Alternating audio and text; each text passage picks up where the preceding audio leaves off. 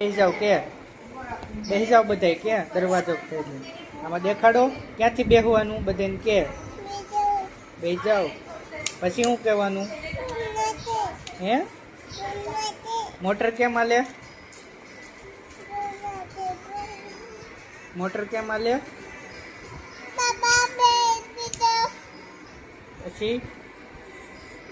આમાં જો હાલો આમાં કોણ દેખાય છે ભૂમ ભૂમ બધાને દેખાડ દે મોટર દેખાડ દે અહીંથી બધા હે મેળું ક્યાં છે